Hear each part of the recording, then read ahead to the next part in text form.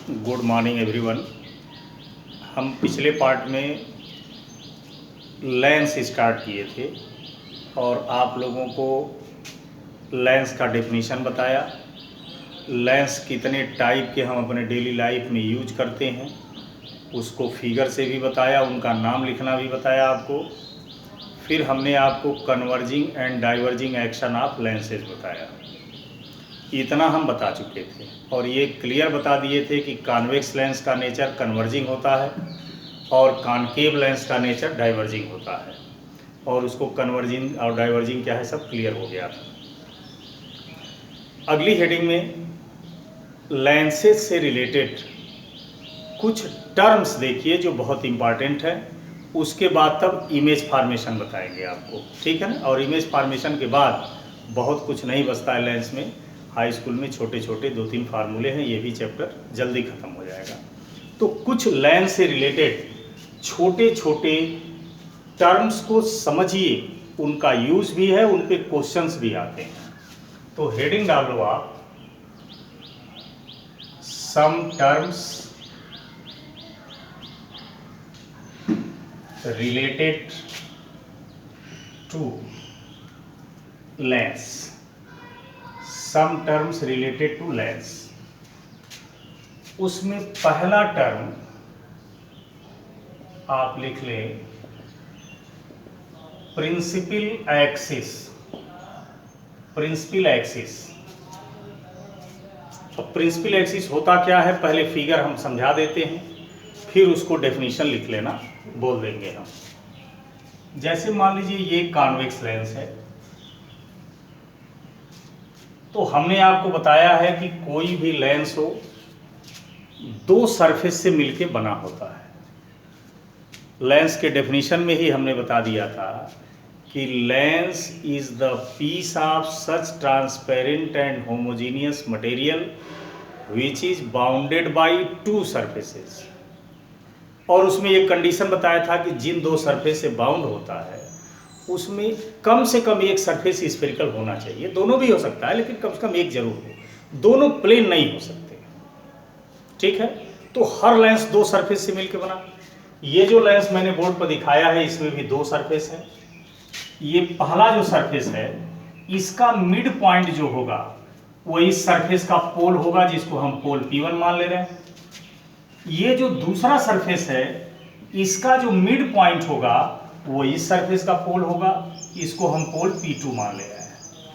आप जानते हो पहले डिस्कस हो चुका है कि किसी भी सरफेस का जो मिड पॉइंट होता है उसी को हम पोल कहते हैं। तो यहाँ चूंकि लेंस में दो सरफेस हैं तो ये इस सरफेस का पोल, ये इस सरफेस का पोल, दोनों सरफेस के पोल बना लिया हमने। अब एक ऐसी लाइन ड्रा करो जो दोनों पोल से होकर पास करे। एक ऐसी लाइन ड्रा कीजिए जो दोनों पोल से होकर पास करे, उसी को लेंस का प्रिंसिपल एक्सिस कहते हैं। प्रिंसिपल एक्सिस यानी इसका डेफिनेशन लिख सकते हो, ए line which pass through from both poles of lens is called principal axis। वह लाइन जो किसी लेंस के दोनों ध्रुवों, पोल्स माने ध्रुव, एक ऐसी रेखा, एक ऐसी लाइन जो किसी लेंस के दोनों ध्रुवों से होकर गुजरती है, दोनों पोल से होकर पास होती है, ऐसी लाइन को हम लेंस की प्रिंसिपल एक्सिस कहते हैं। अब यहाँ हमने फिगर में कॉन्वेक्स लेंस दिखाया। ऐसे ही यदि कॉनकेव लेंस का प्रिंसिपल एक्सिस दिखाना हो तो कॉनकेव लेंस आप बना लो और इसका ये पोल है, इस सरफेस का ये पोल है, एक लाइन खींच दीजिए दोनों पोल से होकर पास करती हो, ये इसकी प्रिंसिपल एक्सिस हो जाएगी, ठीक है ना। तो किसी लेंस के दोनों पोल्स, दोनों ध्रुवों से होकर जाने वाली लाइन, रेखा को हम लेंस की प्रिंसिपल एक्सिस कहते हैं, ठीक है। Second point, optical centre. Optical centre, इसको थोड़ा ध्यान से पढ़िए, ये बड़ा इंपॉर्टेंट है। ऑप्टिकल सेंटर कहते किसे हैं? कोई लेंस आपको दिया गया, चाहे वो कॉन्वेक्स हो, चाहे कॉनकेव हो, प्लेनो कॉन्वेक्स हो, प्लेनो कॉनकेव हो, कॉनकेवो कॉनकेव हो, कॉन्वेक्सो कॉनकेव हो, कोई भी लेंस हो, उसका ऑप्टिकल सेंटर यदि आपको पता करना है तो क्या कीजिए कि उस लेंस पर एक ऐसी रे बीम ऑफ लाइट इंसिडेंट करो कि इंसिडेंट रे और इमर्जेंट रे, यानी जो लेंस से बाहर निकल रही है, वो दोनों एक दूसरे के पैरेलल हो, समांतर हो। ऐसे कंडीशन में लेंस के भीतर की रिफ्रैक्टेड रे प्रिंसिपल एक्सिस को जिस पॉइंट पर कट करती है वही ऑप्टिकल सेंटर होता है। पहले फिगर से समझिए, फिर मैं डेफिनेशन रिपीट कर दूंगा आपको। जैसे मान लीजिए ये एक लेंस है,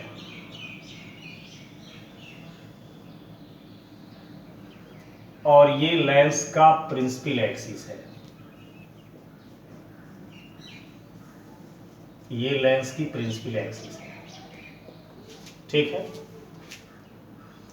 अब इस लेंस का हमको पता करना है कि ऑप्टिकल सेंटर किधर है। एक बार फिर समझिए, किसी भी लेंस का ऑप्टिकल सेंटर पता करना हो तो मैंने बताया है कि लेंस पर एक ऐसी रे इंसिडेंट करो कि इंसिडेंट रे और इमर्जेंट रे दोनों पैरेलल हो जाएं।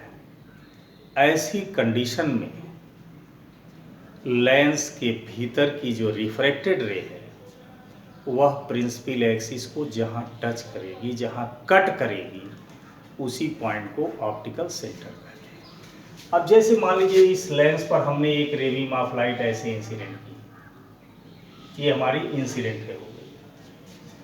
चूंकि नेचर के अकॉर्डिंग इस रे को ऐसे सीधे जाना चाहिए, लेकिन लेंस के भीतर का मीडियम डेंसर है और बाहर मान लीजिए यदि रेयर है, तो लेंस के भीतर और बाहर दोनों के मीडियम अलग हैं, इसलिए रे सीधे जाएगी नहीं, अपने पाथ से डेविएट होगी।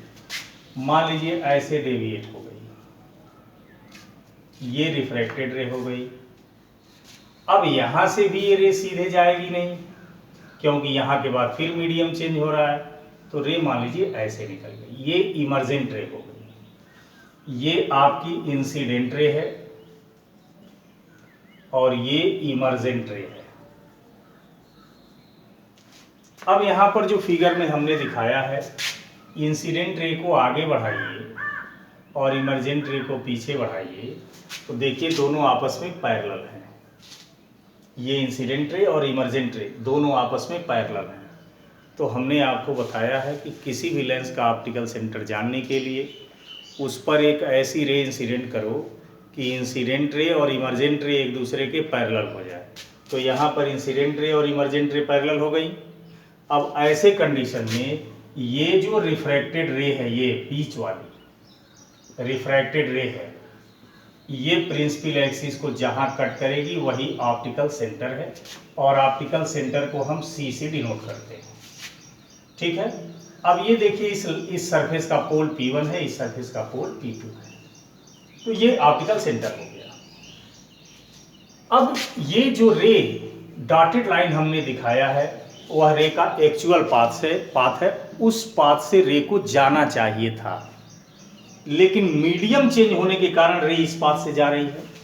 तो रे को जिस पाथ से जाना चाहिए था और जिस पाथ से जा रही है, दोनों के बीच का जो परपेंडिकुलर डिस्टेंस है, इसको हम y लिखें तो y को यहाँ लैटरल डिस्प्लेसमेंट बोलते हैं, लैटरल डिस्प्लेसमेंट बोलते हैं। अब यहाँ पर छोटी छोटी बात, ये जो लैटरल डिस्प्लेसमेंट है ये लेंस के थिकनेस पर डिपेंड करता है। जो लेंस जितना ही ज्यादा थिक होगा, मोटा होगा, ये गैप ज्यादा उतना ही ज्यादा होगा, ये लैटरल डिस्प्लेसमेंट ज्यादा होगा। यानी रे को जिधर जाना चाहिए और रे जिधर जा रही है, दोनों के बीच का गैप ज्यादा होता जाएगा। यानी आप ऐसे भी इसको लिख सकते हो, lateral displacement is directly proportional to thickness of lens, lateral displacement is directly proportional to thickness of lens, यानी लेंस की थिकनेस जितनी ही ज़्यादा होगी लैटरल डिस्प्लेसमेंट उतना ही ज़्यादा होगा, लेंस की थिकनेस जितनी ही कम होगी लैटरल डिस्प्लेसमेंट उतना ही कम होगा। तो आप चाहिए तो इसको डिटेल भी लिख सकते हो कि due to increase the thickness of lens the lateral displacement increases and due to decrease the thickness of lens lateral displacement decreases. ये याद रखिएगा। दूसरी बात, यदि लेंस बहुत पतला हो, for very thin lens, lens बहुत पतला हो, फॉर वेरी थिन लेंस, बहुत पतले लेंस के केस में लैटरल डिस्प्लेसमेंट यानी y लगभग 0 हो जाता है। यानी यदि आपको बहुत पतला लेंस दिया गया हो, वेरी थिन लेंस दिया गया हो, तो लैटरल डिस्प्लेसमेंट बहुत कम नहीं लगभग 0 होगा। इसका मतलब ये हुआ कि जब पतले लेंस के केस में ये लैटरल डिस्प्लेसमेंट 0 हो जा रहा है, तो लैटरल डिस्प्लेसमेंट बताया मैंने क्या कि रे को जिधर जाना चाहिए और जिधर जा रही है दोनों के बीच का गैप। तो जब लैटरल डिस्प्लेसमेंट ही 0 होगा तो इसका मतलब रे को जिधर जाना चाहिए उधर ही जाएगी। तो यदि इसको फिगर से हम बनाएं, मान लीजिए ये लेंस है और ये वेरी थिन लेंस है, तो ऐसे यदि रे भेजेंगे तो सीधे ऐसे निकल जाएगी। तो ये याद रख, तब ये ऑप्टिकल सेंटर हो जाएगा। तो कई लोग हाई स्कूल में ऑप्टिकल सेंटर का ये भी एक डेफिनेशन बताते हैं कि प्रिंसिपल एक्सिस का वो पॉइंट जहां से जाने वाली रे बिना रिफ्रैक्ट हुए निकल जाती। देखिए यहां से रे सीधे निकल गई है, लाइट के पाथ में कोई रिफ्लेक्शन नहीं हुआ है। तो ये भी एक ऑप्टिकल सेंटर का डेफिनेशन लोग लिखा देते हैं कि प्रिंसिपल एक्सिस का वो पॉइंट जहां से पास होने वाली रे बिना रिफ्रैक्ट हुए निकल जाती है उसे ऑप्टिकल सेंटर कहते हैं। हालांकि हाई स्कूल लेवल में यदि आप ये डेफिनेशन लिखते हैं तो बहुत गलत तो नहीं होगा, लेकिन यहाँ तो आप समझ रहे हो कि ये एक पर्टिकुलर कंडीशन के लिए है, बहुत थिन लेंस के लिए है, यानी ये डेफिनेशन हर लेंस के लिए फॉलो नहीं है। तो वेरी थिन लेंस के लिए ये बात आप कह सकते हो। इसमें अगली चीज कि ऑप्टिकल सेंटर, मान लीजिए लेंस ये दो सरफेस से मिलकर बना है, तो पहले सरफेस की रेडियस ऑफ कर्वेचर r1 है, दूसरे सरफेस की रेडियस ऑफ कर्वेचर r2 है। तो ये जो ऑप्टिकल सेंटर है यह दोनों पोल यानी P1 और P2 को, अब देखिए यहाँ पर ये P1 है इसका पोल, ये P2 है, दोनों को हमने मिला दिया तो एक लाइन बन गई P1 P2। तो ये जो ऑप्टिकल सेंटर है ये इस P1 P2 लाइन को इन रेडियस ऑफ कर्वेचर्स के रेशियो में डिवाइड करती है। जैसे मान लीजिए C से P1 की डिस्टेंस और C से P2 की डिस्टेंस, यानी इस डिस्टेंस और इस डिस्टेंस का रेशियो लीजिए, यह R1 और R2 के रेशियो के बराबर होता है। ठीक है, ऑप्टिकल सेंटर से इस पोल का डिस्टेंस और ऑप्टिकल सेंटर से इस पोल का डिस्टेंस, इस डिस्टेंस और इस डिस्टेंस का रेशियो निकालोगे तो उतना ही आएगा जितना दोनों सरफेस के रेडियस ऑफ कर्वेचर का रेशियो है। ठीक, यहां से एक बात क्लियर है कि यदि R1 और R2 सेम है तब ऐसे कंडीशन में CP1 upon CP2 is equal to 1, यानी CP1 is equal to CP2। मतलब ये हुआ कि यदि हमें एक ऐसा लेंस दिया जाए जिसके दोनों सरफेस के रेडियस ऑफ कर्वेचर सेम हो, इस सरफेस की जितनी रेडियस है उतनी रेडियस इस सरफेस की भी हो, तब ऐसे केस में C से P1 की डिस्टेंस और C से P2 की डिस्टेंस सेम होगी, यानी हमारा जो ऑप्टिकल सेंटर है वो मिड पॉइंट पर होगा। लेकिन एक भ्रांति मत रखना कि ऑप्टिकल सेंटर लेंस के मिड पॉइंट को कहते हैं, कभी नहीं। ऑप्टिकल सेंटर लेंस के बीचों बीच में केवल तब होता है जब दोनों सरफेस के रेडियस ऑफ कर्वेचर सेम। यदि दोनों सरफेस के रेडियस ऑफ कर्वेचर सेम नहीं है तो निश्चित रूप से ऑप्टिकल सेंटर मिड में नहीं होगा। अब इसमें एक और चीज देखिए, मान लीजिए यदि आपका लेंस प्लेनो कॉन्वेक्स है फॉर प्लेनो कॉन्वेक्स लेंस। जैसे मान लीजिए ये है, तो अब इस सरफेस का रेडियस r है और ये प्लेन सरफेस है, इसकी रेडियस इन्फिनिटी होगी। अब यदि इसका ऑप्टिकल, इसका पोल मान लीजिए P है, अब ऑप्टिकल सेंटर से पहले पोल की, ये मान लीजिए पोल P1 है, ये P2 है। अब CP1 अपान CP2 इस फार्मूले से is equal to R1 upon R2, तो R1 की जगह R है और R2 की जगह इन्फिनिटी है, यानी ये जीरो हो जाएगा। CP1 upon CP2 is equal to zero. इसका मतलब कि CP1 is equal to zero, यानी C से P1 की डिस्टेंस जीरो है, यानी C P1 पर ही है। तो यहां पर आप देख रहे हो कि हमारा ऑप्टिकल सेंटर पोल पर है, यहां ऑप्टिकल सेंटर मिड पॉइंट पर है, तो इसलिए ऑप्टिकल सेंटर लेंस के सरफेस पर भी हो सकता है, लेंस के मिड पॉइंट पर भी हो सकता है, लेंस के अंदर कहीं भी हो सकता है, और यहां तक कि ऑप्टिकल सेंटर लेंस के बाहर भी हो सकता है। जैसे एक एग्जांपल हम देते हैं, यदि मान लीजिए आपका लेंस इस तरह का है तो इसका ऑप्टिकल सेंटर इधर होगा।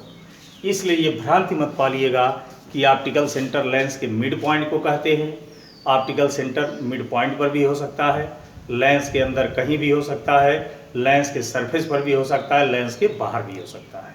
ठीक है ना। तो ये सम टर्म्स में एक हमने प्रिंसिपल एक्सिस बताया और दूसरा टर्म हमने ऑप्टिकल सेंटर बताया, तीसरा टर्म नेक्स्ट क्लास में बताऊंगा। Thank you.